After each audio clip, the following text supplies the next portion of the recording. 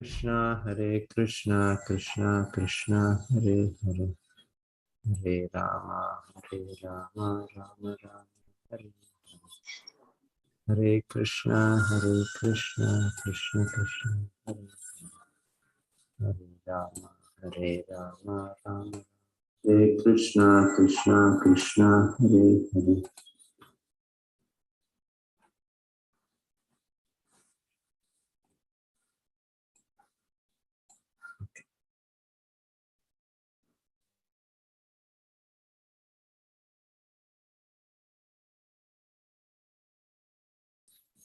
Waits upon you as appointed, for she is anxious to secure a place in the abode of King of Bees, who hovers on the fresh wreath of tulsi leaves afforded you feed by some blessed devotee. So ఇప్పుడు మేము వింటా ఉండేది కుమారులు చతుస్సన. So జయ విజయుల్ని వాళ్ళు శపించింది. తర్వాత భగవంతుడే స్వయంగా వైకుంఠ ద్వారానికి వచ్చి తన సేవకులు వాళ్ళ పరంగా భగవంతుడు క్షమ యాచి తర్వాత ఈ కుమారుల్ని భగవంతుడు వాళ్ళకి సంతృప్తి చేసింది ఒక విధంగా. సో చెప్తారు వాళ్ళు ఫుల్ కుమారులు వాళ్ళ చెవులు చాలా కాన్సన్ట్రేషన్గా వాళ్ళు విన్నారు, చాలా ఆలోచించారు ఏమి భగవంతుడు చెప్పింది అని, తన ఇంపోర్ట్ తన అండర్స్టాండింగ్ అవుతాను వాళ్ళకి ఇది భగవంతుడు చెప్పేది, భగవంతుడి మాటలో ఎప్పుడు కూడా భగవంతుడు చెప్పే మాటలో చాలా అర్థపూర్ణంగా ఉంటుంది, చాలా డీప్ మీనింగ్గా ఉంటుంది. సో వాళ్ళు దాన్ని అన్వేషిస్తున్నారు, దాన్ని ఏమి భగవంతుడు ఇది చెప్పేది. సో దాంతో పాటు వాళ్ళు భగవంతుడికి ఇప్పుడు ప్రార్థనలు అర్పిస్తున్నారు. సో వాళ్ళు చెప్తుండేది భగవంతుడు మనమేమో ఫేవర్ చేశాము అని ఆ విధంగా భగవంతుడు మాట్లాడారు. సో భగవంతుడుకి మనము సహాయం చేసింది, మనమే హెల్ప్ చేసినట్లు దానికి చెప్తున్నారు. ఇది లేదు, ఇది సాధ్యం కాదు. సో భగవంతుడు ప్రతి ఒక్కరికి అనుగ్రహించే వ్యక్తి. సో భగవంతుడికి ఎవరు ఇచ్చేసేపోతుంది, హెల్ప్ చేసేపోతుంది భగవంతుడు. ఆ విధంగా నిమిత్త మాత్రం భవ సభ్య సాచిన్. సో భగవద్గీతలో కూడా మేము వినేది అర్జునుడు శ్రీకృష్ణుడు పరంగా యుద్ధం చేసి కీర్తిని జయంని లభించారు. అయితే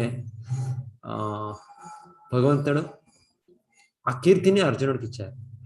సో మనం ఏది ఉంటేనో భగవంతుడు నిమిత్తం, అన్నీ జరుగుతుండేది అన్నీ భగవంతుడు అధీనంగా ఉంది.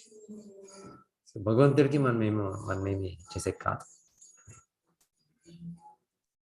సో ఇక కుమారులు దాన్ని అన్వేషించి వాళ్ళు చెప్తుండేది. ఇంకా ఇన్ఫాక్ట్ వాళ్ళు ఇక్కడ చెప్తుండేది ఇంకా నెక్స్ట్ వెనకాల శ్లోకాల 19 శ్లోకాల. సో ఎవరు మీకు హెల్ప్ చేసే కాదు, మీరు ప్రతి ఒక్కరికి మీరు అనుగ్రహించుతారు. సో ఏయతామాం ప్రపద్యంతే తాం సతైవ భజామ్యహం మమ వర్తమాను వర్తంతే మనుష్య పార్థ సర్వశః.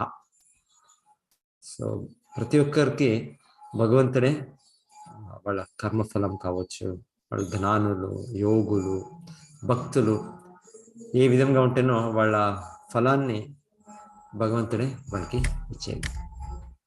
సో పర్టికులర్లీ భక్తులకి భగవంతుడు స్పెషల్ ఫేవర్. తేషామేవానుకంపార్థం అహం అజ్ఞానజం తమః నాశయామి ఆత్మభావస్తు జ్ఞానదీపేన భాస్వత. భగవంతుడు వాడికి అంత్యమైన తన సహచర్యం, తన భక్తి సేవ భగవంతుడు అనుగ్రహించేది. సో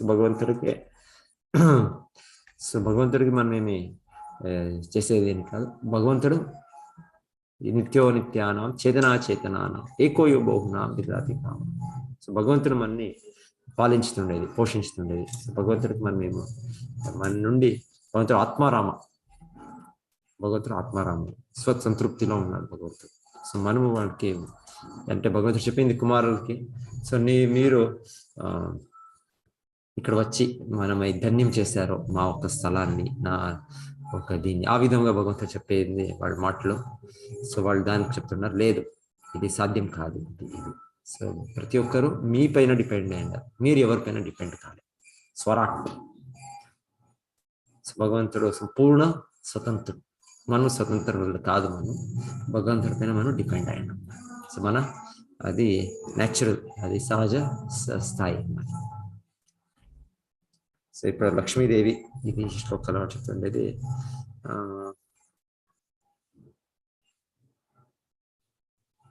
సో ఈ భాషలో ప్రభుపాద చెప్పేది, the conclusion no one can be the benefactor of the Lord.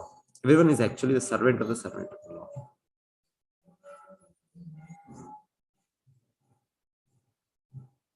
ఇంకొక విధంగా నెక్స్ట్ శ్లోకాలు చెప్తారు అనుకుంటాను. వచ్చే శ్లోకాల్లో లక్ష్మీదేవి ఒక్కొక్క టైము తులసి అయిన వాళ్ళు కొంత జలసి, కొంత భావంలో ఉండొచ్చు అని చెప్తారు, వైరభావంలో. అంటే ఒక్కొక్క టైము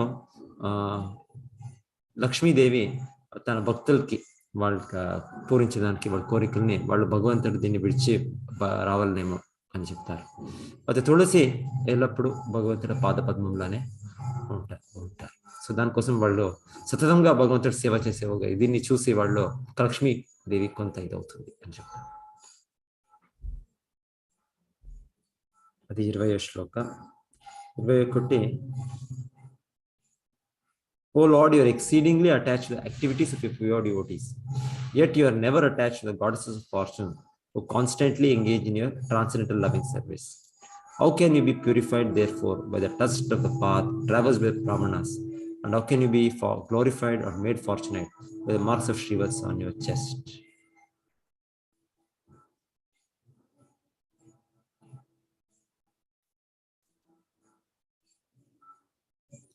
సో ఈ శ్లోకాలను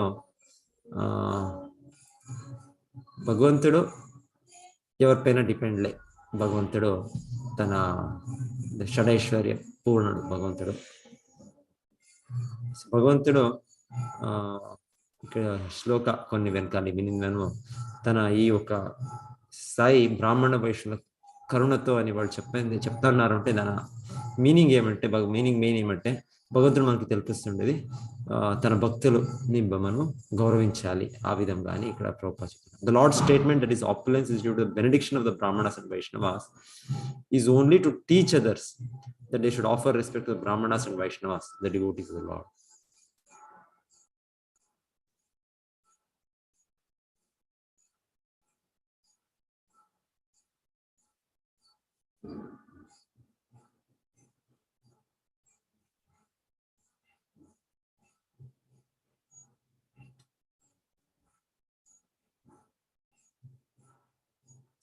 నెక్స్ట్ 22వ శ్లోకం ఒకటి.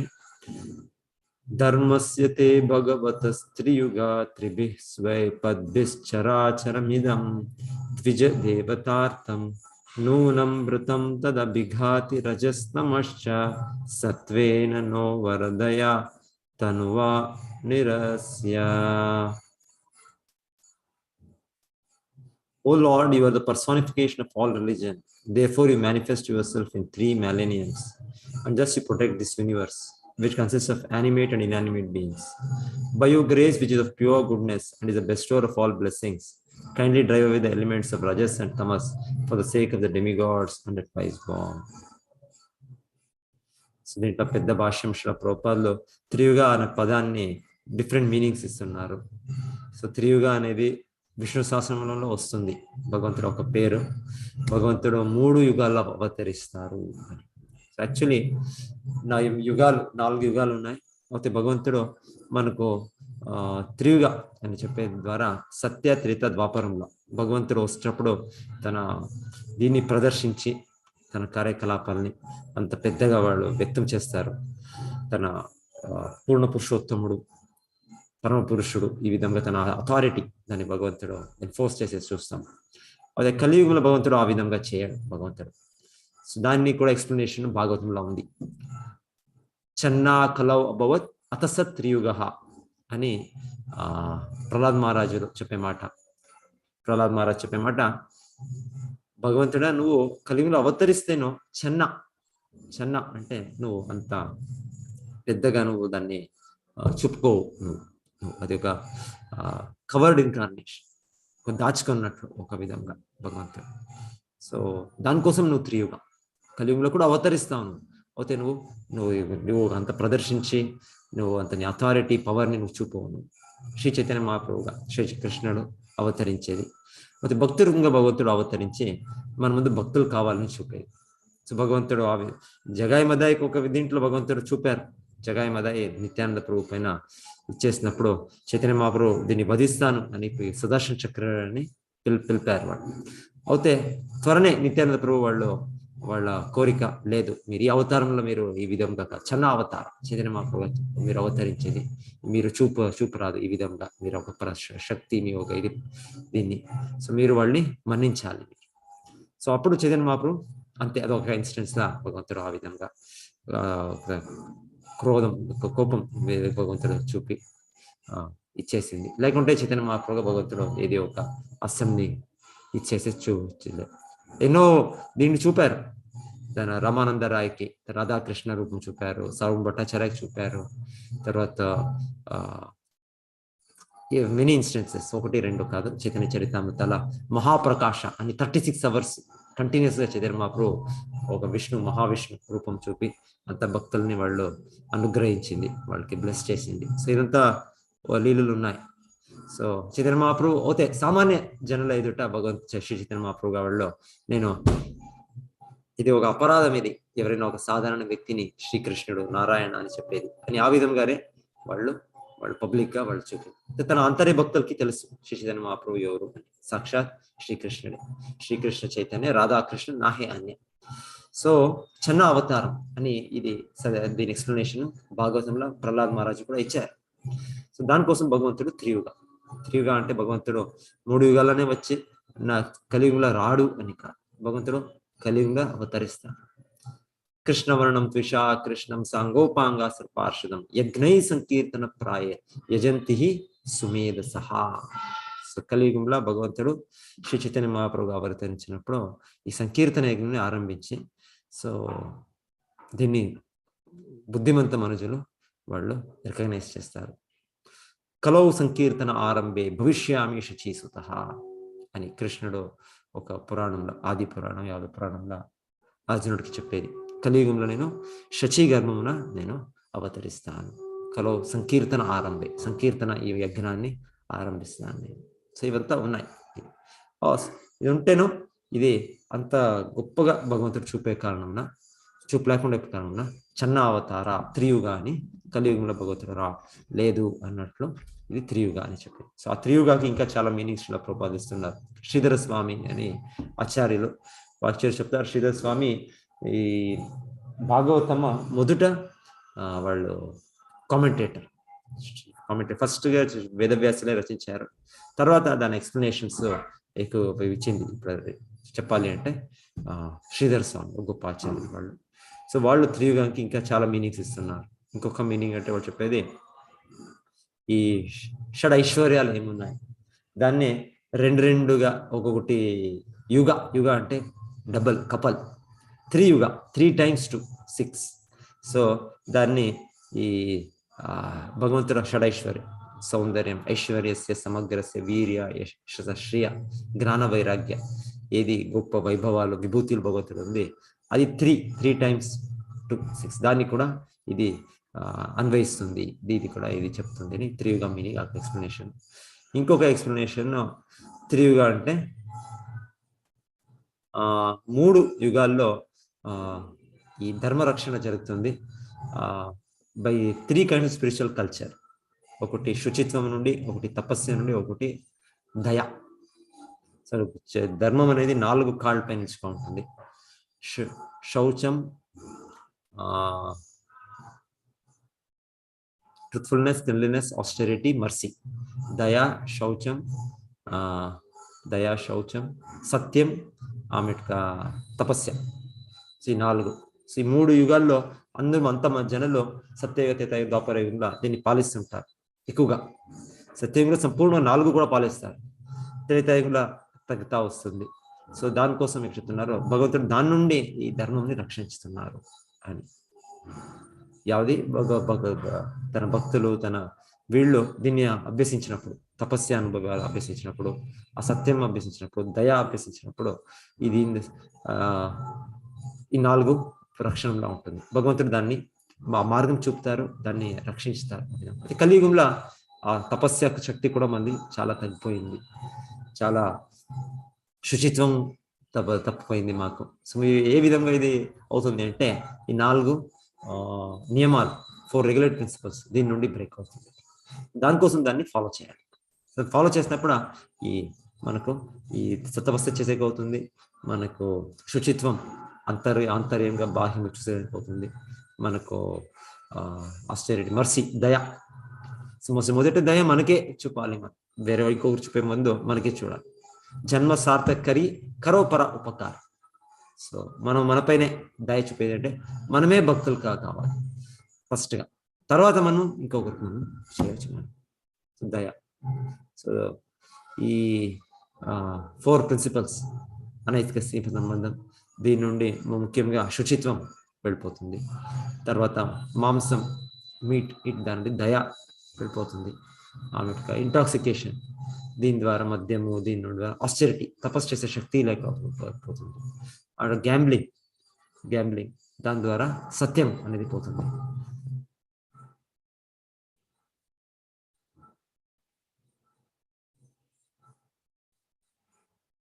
సో ఫైనల్ గా ఈ భాష్యం చెప్తుండేది ఎలా వాళ్ళు రజోగుణ తమో గుణంని దాన్ని మీరు తీసేవాళ్ళు అని మీరు చెప్తున్నారంటే మనలో ఉండే రజోగుణ తమో గుణం కూడా మీరు తీయాలి మీరు అని కుమారులు ప్రార్థిస్తుండేది.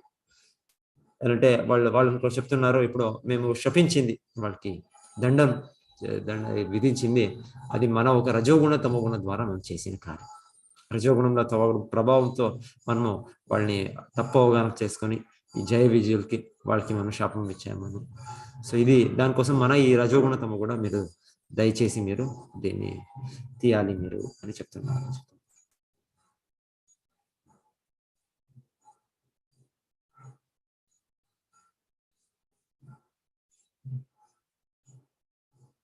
The devotees pray to Lord Chaitanya, therefore, to eliminate their stock of passion and ignorance, the most conspicuous assets of this yuga. In the Krishna conscious movement, one cleanses himself from the modes of passion and ignorance by chanting the holy name of the Lord, Hare Krishna, as introduced by Lord Chaitanya. Cheto Darpana Marjanam, Bhava Mahadavag Nirvapanam, Shreya Kairava Chandrika Vitranam. Shreya, so ఇది మనకు హృదయం మనం wash చేసేది, మలినం, మన బలం, రజోగుణ తమోగుణ. సో ఈ విధానము మనము చైతన్య మహాప్రభు ఇచ్చే విధానము సర్వసిద్ధి హోయ్ తుమార, సంపూర్ణ సిద్ధి మనకి ప్రాప్తి అవుతుంది ఈ రజోగుణ తమోగుణం నుండి మనం జయించకి సాధ్యమవుతుంది.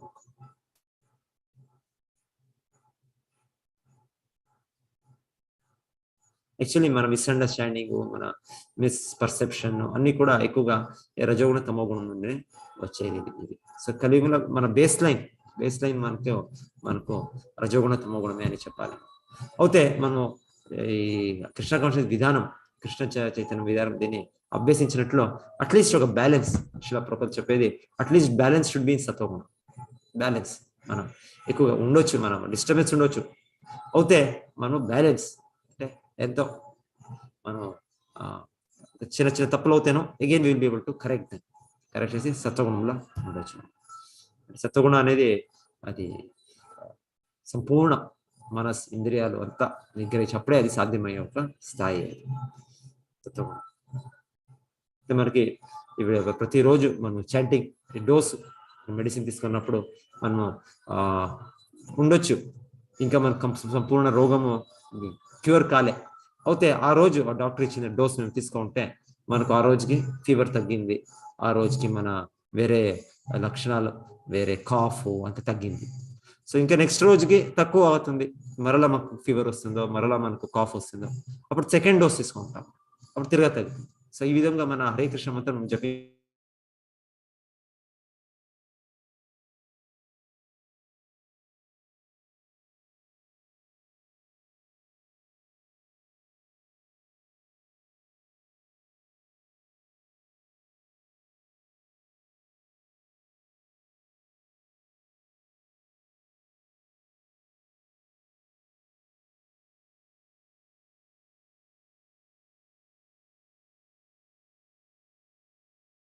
గతి నైష్ఠి. సో నిష్ఠ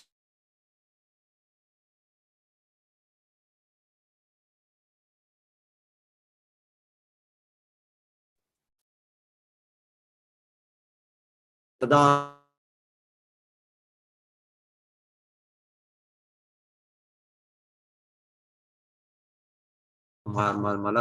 మన హృదయంలో ఉండే కామ, క్రోధ, లోభము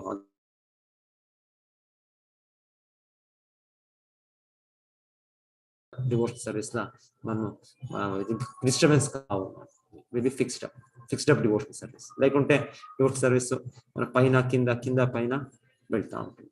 తదా రజస్తమో భావ కామలోపాదయశ్చే చేతయేతే రణావిద్ధం స్థితం సత్యే ప్రసీదతి. స్థితం సత్యే ప్రసీదతి. సత్వగుణంలో మనకి ఒక నార్మల్ ఒక బ్యాలెన్స్ స్టేట్, అప్పుడు కంటిన్యూస్ ఒక హ్యాపీనెస్ కింద శాంతి, అట్లీస్ట్ ఒక పీస్ ఉంటుంది. ఆమెట్గా ఏవం ప్రసన్న మనసో భగవద్భక్తి యోగత భగవత్తత్వ విజ్ఞానం ముక్త సంగతి జాతి. ఆ సత్వగుణంలో మనకి ఇంకా భగవంతుడి అవగాహన చాలా స్పష్టంగా, భగవత్తత్వ విజ్ఞానము ఆమెట్గా మనం భక్తి యోగం అభ్యసించినట్లు అప్పుడు మనకి ఏం ప్రసన్న మనసు భగవద్భక్తి యోగత భగవత్తత్వ విజ్ఞానం ముక్త స్థితికి మనం ప్రవేశించేకి దగ్గర అవుతున్నట్టు. ఆమెకు అప్పుడు ఆ సత్వగుణము ప్రాప్తి ఆమెకై భగవంతుల అవగాహనలో మన నిజమైన స్థాయి సంతృప్తి, సెల్ఫ్ సాటిస్ఫాక్షన్ దాంట్లోకి వచ్చినప్పుడు అప్పుడు చెప్పేది క్షీయంతే విద్యతే హృదయ గ్రంథి ఛిద్యంతే సర్వక్షం సంశయం. క్షీయంతే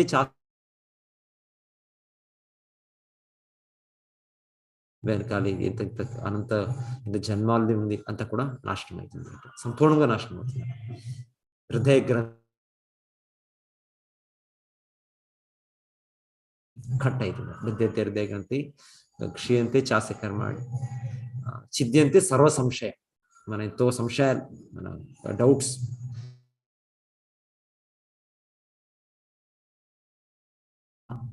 సినిమాకు ఇది ఎప్పుడు కూడా ఇది నిజంగా సంశయాలు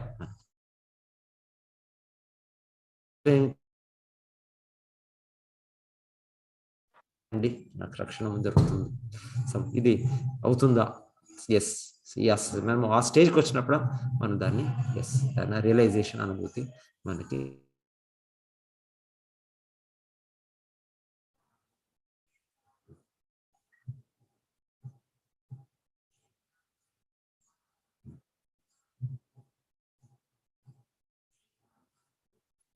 ఓకే. హరే కృష్ణ అందరి భక్తులకు